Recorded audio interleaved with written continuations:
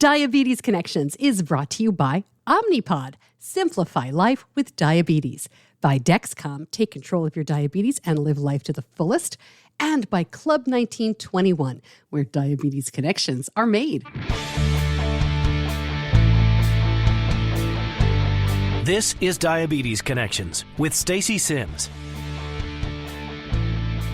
This week, when Pixar's new movie Turning Red premieres, the diabetes community will probably enjoy the story, but we'll be looking very closely at a couple of background characters. There are two with visible diabetes technology. Diabetes is not part of the plot here, which is kind of the point. And sometimes I think that's important. I know a lot of folks can get frustrated by the number of questions they're asked about diabetes, or can you eat that? Should you be eating that? What's that thing on your arm? And sometimes it's just nice to be who you are and have it not be a part of the story. That's Pixar's Susan Fong. She lives with type 1, and she is the person who asked to put diabetes into Turning Red. We talk about the team effort to get these characters on screen, the balance of math and art, that is both diabetes and movie making, and a lot more. This podcast is not intended as medical advice. If you have those kinds of questions, please contact your healthcare provider.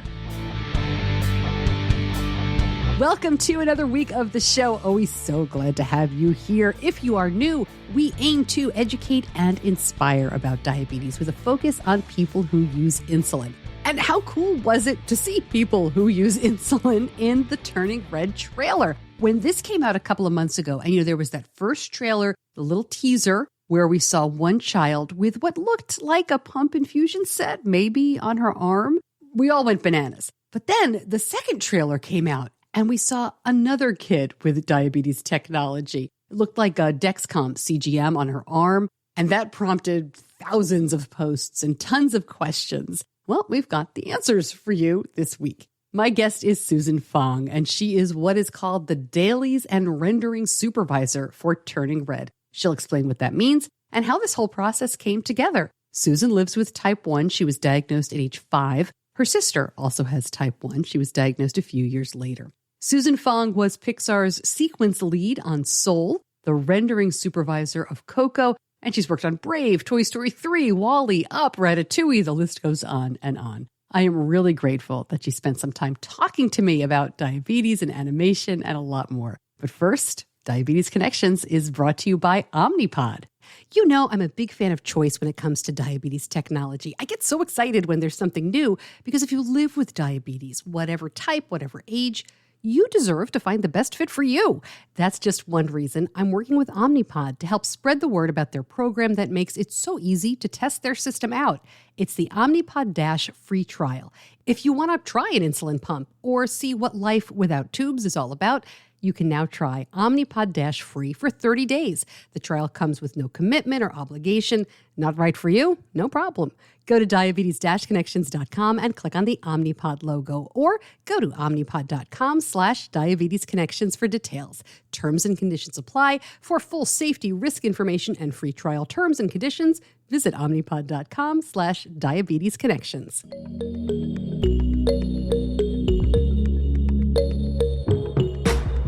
Susan, thank you so much for joining me. I think the whole community just went bananas when we saw the trailers and the teasers for Turning Red. So to talk to you about how this all happened is just a thrill. Thanks for being here. Definitely. Yeah, thanks for having me. Let's just jump right in. Why are there depictions of diabetes in this movie? How does this happen? We have a long history at Pixar of trying to increase diversity and representation on screen. It's largely been motivated by folks in our characters and crowds departments, who on each film have made suggestions on what we could incorporate. And I happened to be on Red very early. When you're a supervisor, you're one of the first folks to start on the film. And so given that I was on early, which is the best time to make a suggestion, I asked the crowd supervisor, hey, could we get a representation of insulin pump in this movie? And he said, heck yeah. And then he took that back to our director, our soup tech, and kind of what we can consider our production pod and the producer. They made some suggestions about what we could incorporate to increase representation on screen. And everyone loved the suggestion of the insulin pump. And that's how we got it in the film. Just before we go any further, soup tech, is that a... Soup tech is the supervising technical director, is the supervisor of all the supervisors. Okay. So when you were asking about an insulin pump, What did you have in mind, kind of to maybe sneak it in or make it part of the story, or just to have it somewhere on the screen? Really, for me, it was just about representation. I think, given that it was a kids movie where we're in middle school, we see a bunch of children on screen. It's something that I don't see. I don't see representation of myself in that way. And so even if it's not a central element of the story, to me, it just still holds value, saying like, hey, kids all look different. We all have something different about us. And this happens to represent how I'm different, at least visibly. When I saw the trailer for Turning Red, I just thought, and I don't know the story. As you and I are talking, I haven't seen it yet. It has not yet been released. But even without the depiction of diabetes, you see this preteen or tween, and then she turns into a panda. It's just such a crazy, fun representation of the madness of puberty. I mean, I assume that's what the movie really is about. And that's a time when you feel so different, whether you have diabetes or not, but having that extra stuff on you has got to be even more of a burden. So I know we're going to talk about your story, but is that part of what you were thinking about with this kind of movie? Yes, I think that is a strong central theme, is kind of that challenge of those middle school years and what happens when you go through puberty. And it is true. That's kind of the phase when a lot of young diabetics become more self-conscious. I actually did not get an insulin pump until I graduated from college. I've now had diabetes for, I have to do some math, I think 38 years. And so it wasn't, available for me when I was that age, which meant it was a little less visible. For me, the way it manifested was a blood glucose meter, always getting to eat a snack, maybe when other folks didn't. But it did make you always stand out. So let's talk about you. You were diagnosed when you were 5 years old in the early 80s. Do you remember any of your own diagnosis? I do. And some of it, I think, when I describe it, is likely my interpretation as an adult looking back. I did listen to one of your podcast episodes a few weeks ago. You were surprised that both folks on the show had misdiagnosis stories. Well, add me to that list. I came down with some sort of virus, kind of standard sore throat kind of thing. We went and saw the doctor, said it's just a virus, sent me home. Went back a week later because I wasn't improving. They gave us antibiotics, sent me home. Third week, when we come back, my mom was basically frantic at that point because she could barely keep me awake. And when they tested my blood sugar, actually, the doctor took one look at me and said, oh God, we got to get her straight to the ER. Mom rushes me to the ER. And then I'm like basically in and out of consciousness. So I have flashes of like remembering my mom running in and screaming for help. That makes me tear up a little bit because my mother is amazing. No. Such a fighter for me. My sister's diabetic too, by the way. Oh, wow. And so, I was the first to be diagnosed of the two of us. And the doctor just really kind of missed all the signs, massive weight loss, massive thirst, increasing somnolence, couldn't stay awake. And so when they tested my blood sugar, they couldn't, return a value. It was too high to return a value. I was in about a week. I was not sent home with a blood glucose meter, which is crazy. And we were in the middle of a move, which my poor parents. Gosh. And so shortly after diagnosis, we moved to Raleigh, North Carolina, and I was lucky to be seen at Duke University. And they were much more forward thinking in that day and age of having, everyone have a blood glucose meter and also using sliding scales for insulin, really deciding on your insulin dose based on what you were eating instead of the other way around. Right. And I remember the horror when we moved to Atlanta, my endocrinologist was like, you set your own doses? But I am grateful for that foundation, that Duke gave us. So I think I was probably without a meter for maybe 4 weeks. And that, those first blood glucose meters back then, it was like 3 minutes. It had a wash bottle, it was a lot. Well, many people at that time didn't have a home meter in the early 80s, is my understanding at least. Yes. Wow. When was your sister diagnosed? She was diagnosed right in the preteen years, bless her heart.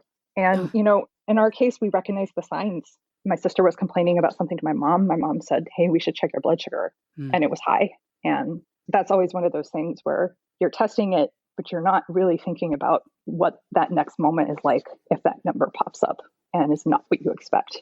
I've talked to parents who have multiple children with type 1, but very few siblings. Would you mind talking for a minute? What is that like? I'm sure she wanted some support from you, but you're the little sister. And then after a while, you do have each other to lean on, but it still had to be devastating. I think diabetes was less intensively managed back in that day. And when I think about, it is a constant thought woven through every moment of my day as an adult. And I think as a child, honestly, I didn't think that way. It was something that you tested your blood at breakfast and at dinner. you took a shot at breakfast and at dinner. And there was very little thinking in between, because often what they had was you running high enough to avoid the lows.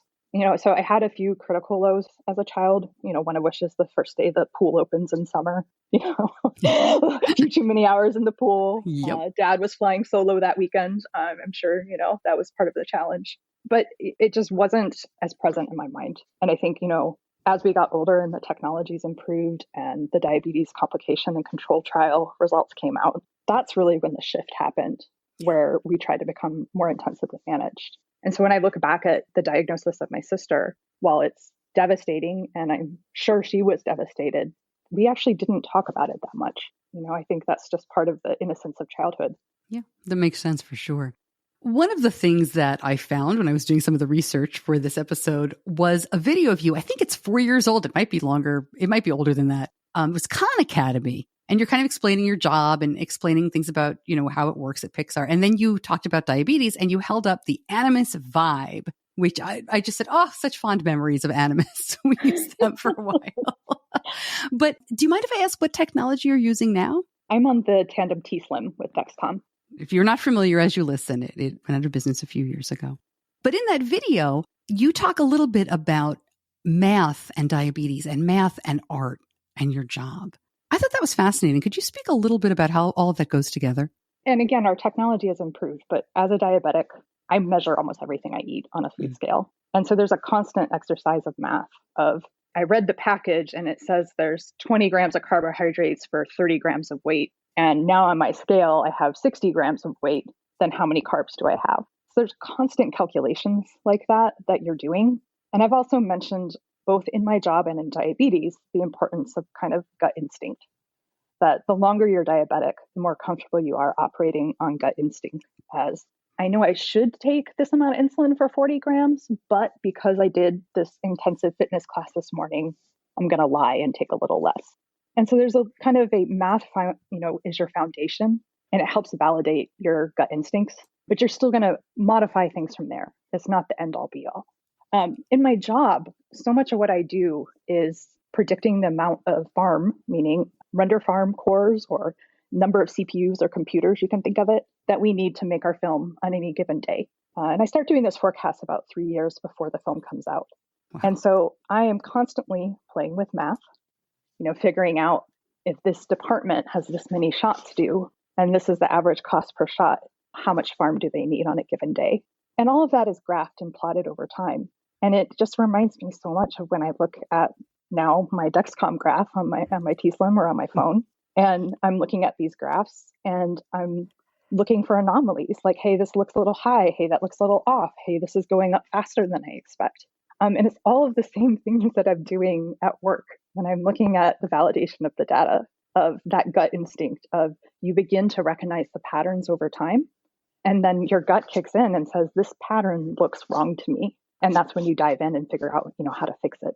I remember when my son was diagnosed, our endocrinologist said, you have to understand diabetes is just as much art as science. And I understand that kind of in theory, but the way you're talking about it really makes sense. Is your work must be just as much science as art, and art is science as well. Definitely. I mean, I think, there's so much more art, I would say, in my job definitely than in the world of diabetes. There's the art of gut instinct, for sure. Working at Pixar, I'm so lucky that the math I do ultimately results in a pretty picture at the end of the day. And that is how I got interested in working for a company like Pixar. Is I was in undergraduate school at Georgia Tech, and I took a class that was Intro to Graphics. And one of the things they have you do is write a math program that draws a single pixel at a time. The technology back then that we used was called ray tracing. So I wrote a ray tracer. That first time you generate a photorealistic image just from writing text in a text editor, it's magic. You can't believe that you can do it. And that's really what the art of rendering is. There's a lot of complex math that goes into it, some of which I am familiar with, but is more handled by our engineers. But that math is all based on the laws of physics. And the laws of physics dictate how lighting bounces around a room, or how, skin is slightly translucent if it has a light source behind it. And so those kinds of things, we have physical measurements of real world data that inform equations that we use to replicate that on screen. So it's really kind of a fascinating place to be with math. no offense to the accountants of the world, but when I think of what's a career in math, and as a kid, that's kind of what I would think of as something like, being an accountant. And that did not hold enough interest for me. For me, it was more about what can I do with math that does tie back into some of my core passions for things like art, photography, just the beauty of the world. It's interesting. I always wanted to be a journalist. I spent my career in broadcasting. And when I was a freshman in college, one of my first assignments was, I was so lucky, they did a press tour for The Little Mermaid, the movie. It wasn't finished, but they showed a lot of the unfinished animation to us. And they talked about how difficult it was to get her hair to swirl around underwater. Oh, yeah. And I always think about that when I watch.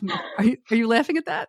I'm not. I've done a lot of work on hair over the years. Oh, okay, that is definitely a challenge. Okay, so when I remember they talked about her hair, I think about that almost every time I watch an animated movie, and I cannot believe how realistic it's getting. I cannot believe how far it's come, and I know it's just the beginning. Is that realism that we're seeing? Is it all the computer's animation getting better? Is it people knowing how to manipulate it better? Is it just so much? Are the computers so much more powerful? It's all three. Wow. So when you think about simulation of something like hair or cloth, we start with a physics-based solution that our director of software engineering, who has a PhD from UC Berkeley, she has written, along with her team, a simulator. And that kind of is the first thing that our simulation team will run. But there are many cases that kind of physically accurate isn't what the director's looking for. And that's where the art of simulation comes in, of if the director's saying they want a different shape. Trying to think of a good example, like in the movie Brave, when Merida has a hood up and then pulls it back over her long curly hair. That was a very art-directed shot. If you just ran a physics simulator, that's not what it would look like. And so, you have to learn to incorporate, ways of tweaking that base foundation to kind of give the look that you're looking for. It's really one of those things where it marries everything you said. There's better software that, is based on the laws of physics. There's faster computers that can run more complex calculations. And then we evolve our artistry over time. And our simulation artists have gotten better at the art side of simulation, sculpting the shape of a blanket or sculpting the way the shower curtain silhouette is. These are things that are more art than science. So let's go back then to Turning Red. Does the diabetes that we saw depicted on the two characters, does that come up in the movie at all? Is it in the background? Is it mentioned or explained? It does not come up in the movie. It is not mentioned or explained. More than one character is diabetic. One of my favorite characters that happens to be a diabetic, and you may have seen this in our second trailer, is a blonde girl, her hair in a ponytail in the girls' bathroom. That when May turns into a panda in the bathroom, she's there, and she has her infusion set on her arm. Her name's Stacey Frick. She's the popular, friendly girl. She accepts May for who she is, despite all her differences. And she also happens to be a diabetic. And so it's just kind of, she is a more central character than we often have when we think about different efforts we've had at increasing representation. A lot of times it's just, kind of in the background on a crowd's character. Yeah. But Stacey's a reoccurring character, but it's not part of the story. And sometimes I think that's important. I know a lot of folks get frustrated by the number of questions they're asked about diabetes or, can you eat that? Should you be eating that? What's that thing on your arm? And sometimes it's just nice to be who you are and have it not be a part of the story. Okay, I'm going to let the fact that she's named Stacey slide right by because I do not want the illusion ruined that I somehow influenced that. I know I didn't. But you mentioned a couple of minutes ago that you had listened to a podcast episode where two of the women were misdiagnosed. And I'm pretty sure that was one where we talked about this movie. And yes, we talked about representation. And specifically, one of the guests was concerned about talking about this as though it was only inclusive of type 1, which we all know diabetes technology is worn by people with different types of diabetes. Did that occur to you at all? And is that, well, I'll just leave it there. Did that occur to you at all? Is that something that you had thought about? I mean, I 100% agree with Dr. Walker. I think I'm lucky that I've had exposure through my friends to type 2 diabetics that do wear the same technology that I do. One of my good childhood friends, her mom crashed out her car when she was low, and she had never heard of a Dexcom. And granted, back then they were a little bit newer. But when I found out what happened, I said, do you know about this technology? And one of the problems that we've been, having over the years is having endocrinologists be open to fighting for that technology for a type 2 diabetic once they become insulin dependent. So I 100% agree with Dr. Walker that it's extremely important to have that just be diabetes and not necessarily about the type. We all have different pieces of technology that we need to use to manage ourselves. And this is just one of the tools. I was struck too when you mentioned that you brought it up, hey, we'd like to have somebody with diabetes, visible technology in this movie. And the person next to you said, heck yeah, let's do it. Pixar seems to really be making this push to show so many more different kinds of people, different types of people. I guess you could have a big company meeting and talk about it. Is it kind of something in the air? How is that happening? And it just seems like they're doing it right. I think this goes back to the importance of having a diverse workforce. If you have diverse voices in the room, they're more likely to advocate for different things about the story that stand out to them, where representation is lacking or something is misrepresented. In general, in the tech industry, we've seen a groundswell of support for different diversity and inclusion efforts. And we have had several talks and summits at Pixar where we talk about different strategies to both increase representation, but also improve the hiring process, improve the support that folks are lent once they do start. And I think it was around that area that folks started saying, hey, can we? And crowds was our easiest place to start because we built a giant library of different people. And so, over the years, we've added crutches and canes and wheelchairs, a cochlear implant on one movie. And I remember, I think it was added a few films back, but there's a shot of someone just sitting in a waiting room. It's pretty large on screen, but you definitely see it. And we had a similar response to that. People just want to see an accurate representation of the real world. And I think given that this film in particular was set in Toronto is an incredibly diverse city, and it gave us so many opportunities to represent that diversity on screen. It's a little difficult to see in the trailer what type of diabetes technology the characters are wearing. Is that on purpose? Is it supposed to be a depiction of a Dexcom or of a tubed pump site? My listeners are really wanting to dig deep and find this out. Or is it supposed to be more general? It's okay either way. The general response on social media was overwhelming. And it took all my willpower in the world to not hop in and be like, it's not that, it's this. So I appreciate everyone's curiosity. So I think one of the things that was really important to our director is being accurate to the time period in which the film was set. And so this is the early 2000s. I was an early adopter of Dexcom. It did not look like that in the early 2000s. I think it was 2004 when the Dexcom 7 first came out. They weren't widespread. And so what we see is more of a representation of a tubed pump. And one of the challenges when we said, heck yeah, and that was our crowd supervisor, Paul Kaniak, and one of our folks and characters, Mara, they were both on board. But then the question and the challenge became, how often do you shoot characters' waists, which is where most people wear a pump? In film and in TV, if you watch, an episode tonight, pay attention to it. We're always framing characters' faces. If we put the insulin pump on the waist, I think it was going to be more challenging to actually see it. And so that kind of led to some strategizing by Mara of like, well, hey, can we put the infusion set on the arm? How common is that? And I definitely had friends that did that. And it seemed like a great way to make sure that even if we're shooting from the waist up or kind of, torso up, that you would still have an opportunity to see a representation of it. So it's intended to kind of be representative of a pump of that era, kind of pre-CGM being quite so popular. Yeah, I had I shouldn't say growing up. When my son was growing up, we saw lots of kids wearing tubed pump on their arms. He would never, ever do that. He just drive me bonkers. Be like, just try it. No, but I remember we saw lots of kids doing it. I'm curious too, as a mom of a child with type 1 diabetes, now an older teenager, my goodness, I am curious, and maybe I should ask your mom, but I'm going to assume that your mom sees all of your movies. Yeah. And when she goes to this one, she's got 2 kids with type 1. She's seen you guys through lots of ups and downs. Not only has she got to be just so incredibly proud of you, and I'm sure of your sister, what do you think something like this means to her? I think that's a great question. I remember one story, and I'm trying to pull it out of the recesses of my brain, where my mom was explaining to someone that she had to give me a shot twice a day. And the other mother responded with, I would rather die. And oh my gosh. No, you wouldn't. That's absurd. I think increasing representation helps even our parents, who are fielding the same questions of just normalizing it. And I think there's a lot of misconceptions about diabetes. If you're well managed and that someone is going to have birthday cake, generally you can figure out a way to manage that with insulin. And so there's a lot of misconceptions that parents are often having to fight, about what their children with diabetes can do. And the answer is they can do everything. They can do everything that a kid without diabetes can. It might be a little bit harder.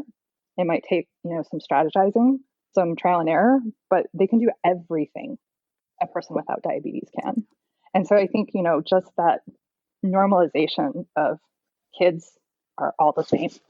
Some of them wear diabetes tech, some of them are diabetic, some of them are not, I think could be powerful.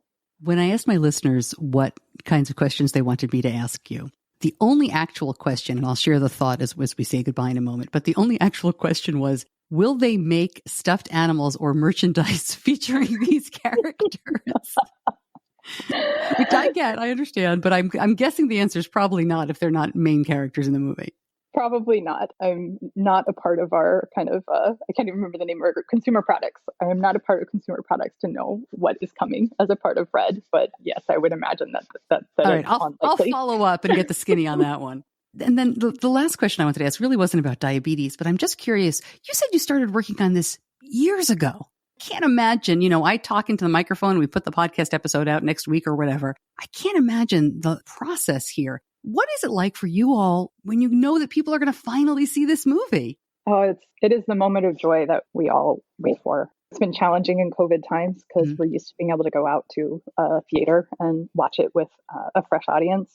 And sometimes after you've seen a film for many times through many iterations, you don't laugh at the jokes anymore because you've kind of have absorbed them and are used to them, and you're more focused on the visuals on screen and getting them approved. And so when you see it with a fresh audience, it's the first time you get to see that reaction. It really does make your heart sing. There was an absolutely incredible moment when the crew was watching the film. At the end of the film, when the credits come up, the band in the film, named Four Town, is singing a song, and the audience was singing back, and it was amazing. Wow. And it's those moments that are really, really powerful. Just I can't even put words to what it feels like, but it's a highlight for sure. Again, not really understanding how not only animation works, but all the computer stuff you were talking about. You kind of mentioned that many people had a role in this. Can you talk about what you meant there? Yeah, so my only contribution on the insulin pump was the spark of an idea. And from that point forward, many, many artists had their hands on this. There's a process in the art department where they're pulling reference and they're coming up with what they think the design should be. There's a process of approval where it goes in front of the director and approving the design, the art director approving the design. It moves into characters to actually be physically modeled as a 3D model, into shading to be shaded to look representative of an insulin pump. And then, the tubing and the infusion set itself were also a particular challenge because our simulation department had to make sure that the tube moved as the character moved. They had to make sure that the infusion set laid flat against the skin. And a lot of those tweaks ended up being done by both animation and our characters department, who do shot sculpts, which is when you just need to tweak something to make it flush, just a tiny little, adjustment. So it actually required a number of departments to have their hands on it to make it work. So I just really want to thank everyone that put effort into it.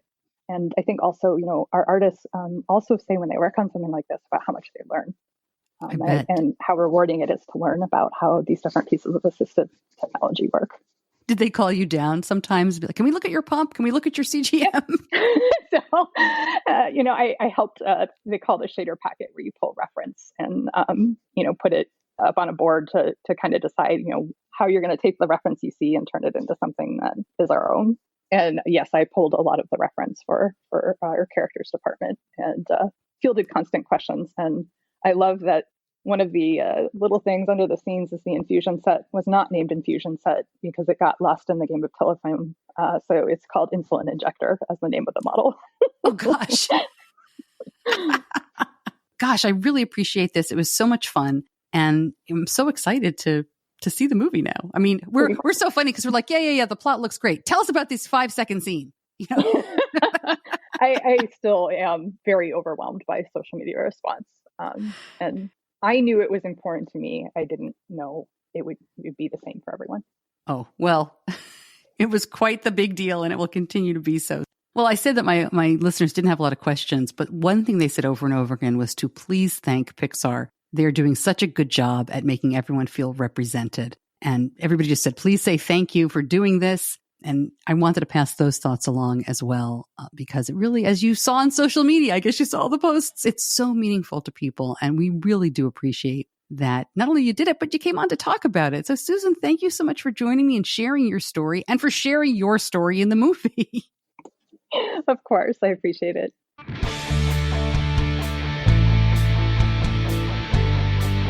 You're listening to Diabetes Connections with Stacey Sims.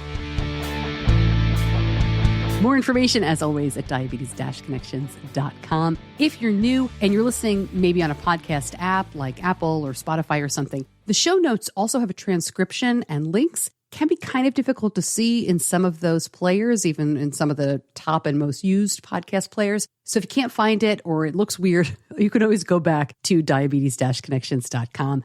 And we have a very robust search as well if you're new and you'd like to take a spin through all of our episodes. I got to give a big thanks to Jim Hill. He is the host of the Disney Dish podcast and Fine Tuning, two podcasts I really recommend if you're a Disney fan. He connected me with the right people at Pixar and helped make this happen. A little bit more to share about Turning Red in just a moment, but first, Diabetes Connections is brought to you by Dexcom. So my husband and I were watching a movie the other night, and we got a Dexcom alert. Benny was upstairs in his room, and for some reason, it took me back to the days when we basically had blood sugar checks on a timer. This was a long time ago. My son has lived with diabetes for 15 years, and we would check doing a finger stick the same time every day at home and at school, and whenever extra we needed to. It really is amazing to think about how much our diabetes management has changed with Share and Follow. I didn't stop the movie to get up and check on him. I knew what was going on. I could decide whether to text him or go up and help out. Using the Share and Follow apps have really helped us talk less about diabetes, which I never thought would happen with my teenager. And he loves that part too, trust me. That is what is so great about the Dexcom system. I think for the caregiver or the spouse or the friend, you can help the person with diabetes manage in the way that works for your individual situation. Internet connectivity is required to access Dexcom Follow. Separate Follow app required. Go to diabetes-connections.com and click on the Dexcom logo. Just a little bit more before I let you go about Turning Red and the community response, and maybe a little bit more from Pixar. I'm releasing this episode a little early, which means I'm taping it a little bit early. At this point, I have submitted an op-ed to a couple of national outlets. So hopefully they will be picked up and I'll be telling you about that. But the op-ed was about a lot of what Susan and I talked about in that interview, in that Turning Red shows but doesn't tell about diabetes, how it is not a plot point, and how that's actually a bit of a breakthrough. And in the op-ed, I go on to talk about how it avoids what so many other, even children's shows run into, which is the depiction of media, diabetes depiction of media, that's wrong. And we talked about that a lot in the episode that Susan Fong mentioned there with Dr. Heather Walker. And Dr. Felissa DeRose, who was also in that episode as well, had contributed a chapter to Dr. Walker's book. So I will link that episode up. You can go back and hear our whole conversation about diabetes in media, her particular take on Turning Red's depiction, just showing, not telling about diabetes. And I will keep you posted if the op-ed pops up anywhere. We also talk in the op-ed a little bit more about the type, how the type is not mentioned either. And I think that is important. So as you're sharing this story, remember, not everybody who wears an insulin pump or a CGM lives with type 1 diabetes. Let's include people with lots of other types. There are lots of other types of diabetes. I am one, and I get pushback on this a lot, and we're all entitled to our opinion, but I am one who thinks our community is much stronger together. And that means not throwing people with other types of diabetes under the bus. And all of that to say, I haven't even seen the movie yet, right? The movie hasn't been released as I'm taping this. I cannot wait. I'm sure it's going to be terrific, and I'll be watching it as soon as it is released. Let me know what you think. I would love to hear from you. I have a feeling we'll be talking about this for quite some time to come. Thanks, as always, to my editor, John Buchanan from Audio Editing Solutions. Thank you so much for listening. We've got In the News in just a couple of days. I do that every Wednesday live on social media, and then we turn that around for a podcast episode on Fridays. These episodes are usually released, these long format interview episodes, every week on Tuesday. This one snuck out a little bit early, but usually we are on Tuesdays. So you can find out more on the homepage or on social media, of course. You can always follow me. I'm Stacey Sims. I'll see you back here in a couple of days. Until then, be kind to yourself.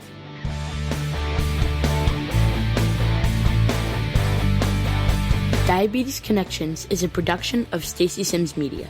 All rights reserved, all wrongs avenged.